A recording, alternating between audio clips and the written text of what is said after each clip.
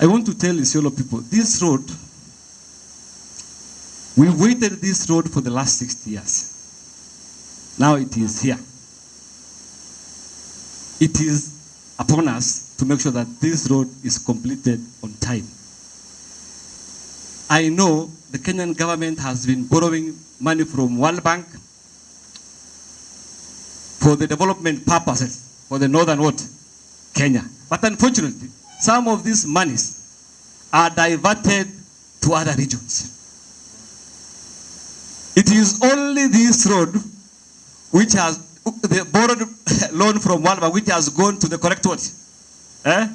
Reason which was borrowed for. I know close to 40 billion of water project diverted from northern Kenya to other part of Kenya. I don't want to mention it. It is very unfortunate for us to try to put obstacles to this road, which will hugely benefit our local people. And I want to urge elected leaders, especially at the county level. We need to be sober. We need to reason together. We need to work together for the betterment of our people. Some of the issues like employment are the issues that are rising now. And it is okay to deal with it now because it is a present issue. It's a real-time issue. But issues of compensation, Commissioner, and how our land was valued in terms of, if we do comparables with neighboring counties, it is something that is historical. It is an issue that has never gotten responsive ears from NLC and from Kenha. And I want to agree with the governor when he says some of these issues could probably be beyond this meeting. It might require intervention from the head of state.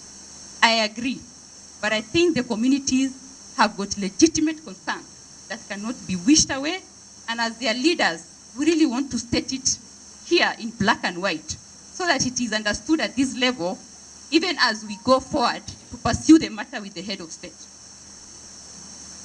On compensation, Commissioner, compensation has got its rightful procedure that must be followed so that we get everything right to the level of who should be compensated and how they should be compensated and what should be compensated. But that was not done. Up to this point in time, we keep hearing that there is a Gazette notice of 1974 that indicates that there was a road reserve on this matter. But nobody has ever produced it. Nobody has ever produced it. Secondly, we moved from Gazette notice because it can't be produced. We were taken to claim of a reservation was made. This is coming from Kenha. A reservation was made. Well and good. Reservation of 12 meters. As a community, we have no problem with those 12 meters.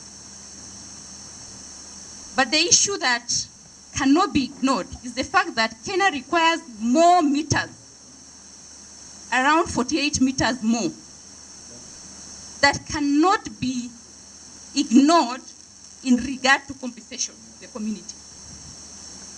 And that is where due process was not undertaken.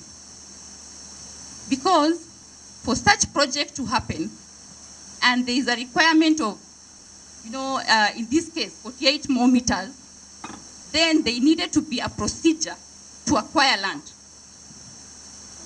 Commissioner, that was not done. It was just brushed away. And even as we stand here, Kenha, NLC is not ready to revisit that matter. I know the gray areas about local, but at least we'll be able to shed light onto some of these issues. And Your Excellency, I will have also suggested that 2 other projects, if taken on board, the social infrastructure project and the vocational training, which was to be given to the youth of along this project, 1,000 youth were to be trained on vocational training, and this will have really solved some of the challenges. So when you just look at that road, the 50-kilometer section from Maua to Garbatula and think of this huge network from Isiolo right to Modogashe, then you will know that this is just not a road project, this is a life-changing project. And when I hear people talk of compensation and not talking of completing the road project, then you know that people have misplaced priorities. I say this because is that the road in question, the Horn of Africa Road, is actually very important for Isiolo and the people of northern Kenya. The benefits of that road actually outweigh all other things. But equally, in the process of actualizing or implementing, we need to be considerate of all the environmental and the social issues that surround it. Try to link in your last comment what I wanted to say, that this issue of educating today in this gathering, I thank you all a lot because you have given us a lot of education on the importance of this road. I wanted the same message, the same education, or requesting the same education to be related or relate to the local people on the ground, because at one point in this gathering I said, are we really addressing the right forum? Because I hear a lot of good message, but these are not the people on the ground. These are the people, most of us in town, and perhaps what we said there might not reach there. So my appeal to you, Your Excellency, maybe you lead the team that what you have said there, because the compensation and the ownership of the land, the kind of the compensation that these people are given is one of the causes of the problem. Our land is said to be community land, but here is a young man who will tell you several times, I'm in the field as a consultant and stakeholder liaison officer, tell you, say somebody will die on this ground if we are not compensated. And they will ask you even how much are we going to be compensated. When you go to technicality, our minister at that time was there.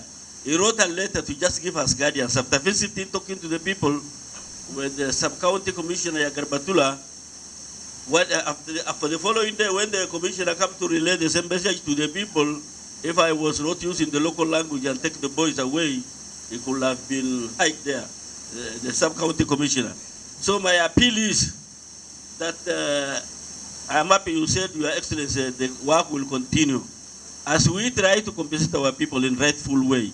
But we must give them that clear picture that this work should not be stopped, because I am fearing it can stop anytime, even tomorrow or the day after, because there is that issue of compensation around Kachuru, Akbartadi, Kulamawe. It's becoming a very sensitive area. I am there all the time. Sometimes you get even tired to talk to the people. They are telling us liars on this issue of socio-economic infrastructure. And I think we also, I appeal to all of you to push even the Kenya or the Land Commission to see that this thing is done. The contractor and the engineers, they address those issues when they are raised.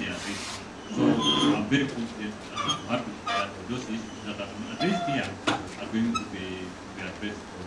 So on the issues involving even the NPR, the Home Guard, we have involved the Home Guard to augment the police work, because we believe the Home Guards or the NPR are the local, they understand the local terrain. And the engineers and the contractor, I think they have already impressed that committee and the team. So on that side, I think we are addressing that issue. We are maybe requesting maybe Governor when he meets his friend the CS Interior. We are supposed to be given more, 240, 140. We have a balance of 140 NPR. We have already vetted, and this is with the IG. I think if we push for that, then we'll also be able to increase their presence on local economy. I think so far, so good. We have said that On the issue of compensation, I think we have the NLC here. The issue of the political, we have our able leader here. He will lead us to ensure that all of us read from the same script. In terms of security, we are on top of the issues, and want to warn people who are being misused to come and stop the road work. We are going to arrest them, and we'll do it on Friday, and we'll obtain court